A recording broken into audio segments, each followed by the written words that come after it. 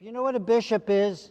You see, I dress like Father Jerry, Father Gabe, Father Scott, the other priests, but I wear a funny hat, and I have a cross here, and I have a ring on, and I have over here a staff. Here, bring that over to me. I'm going to let you in on a secret that maybe not a lot of people know. Why do you think a bishop carries a staff? Anybody know? Nice and loud. Because I'm the leader, because I'm the shepherd. Right? Just like Jesus, the good shepherd.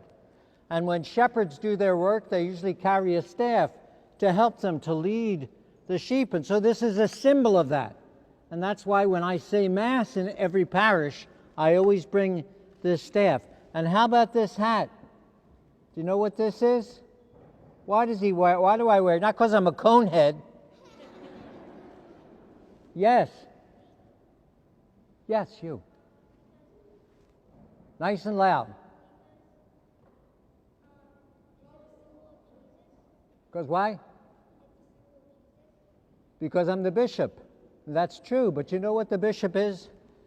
The bishop is the governor of the church in an area. And a bishop gets appointed by the Pope.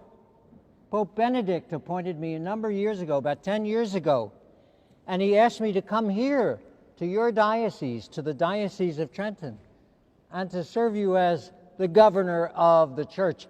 And this is called a mitre. The staff is called a crozier. And if you notice, I'll take it off for a minute.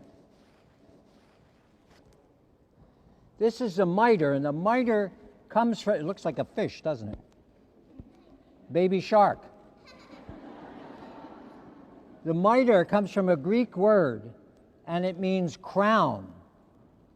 And you wear that because you're the governor of the area.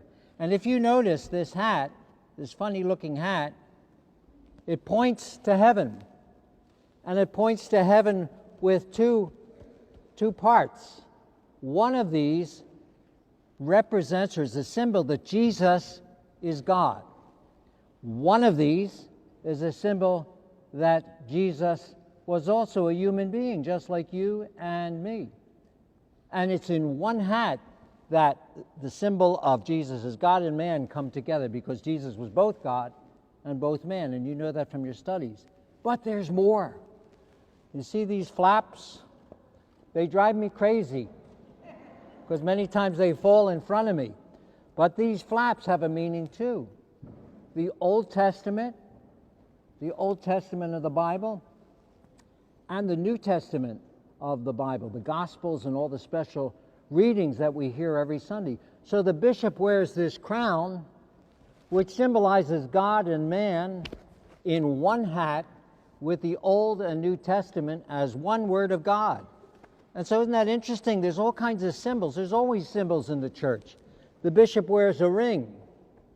And he wears the ring just like your mom and dads wear a ring. They wear a ring because they're married to one another.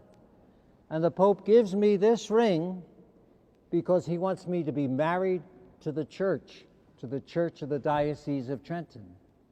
And he gives me this cross to wear around my neck because he wants the cross of Christ always to be close to my heart as I lead you as your shepherd. So I didn't want you to get away without a little lesson today about the bishop.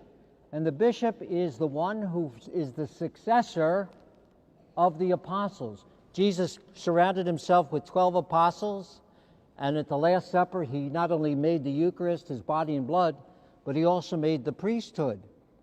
And he gave the priesthood to the church to keep his body and blood coming to be able to be shared with the people. And among the priests, as the church grew, some of them had to be leaders. And some of those apostles were leaders all over the world after the time of Jesus. And every year since the time of Jesus, bishops were made to continue the work of the apostles. And that's why the bishop is called the successor to the apostles. So just in case anybody wondering why is all the big fuss about the bishop, that's the reason. Because the bishop is the successor to the apostles. He's the shepherd of God's people, and he's the one that the Holy Father, our Pope, has asked to serve you and all the people of the Diocese of Trenton. And that's something that makes me very happy, and in a special way, to be with young people. Because you know what? You're not the church of the future. You're the church right now. And the church doesn't just belong to us old guys. The church belongs to you.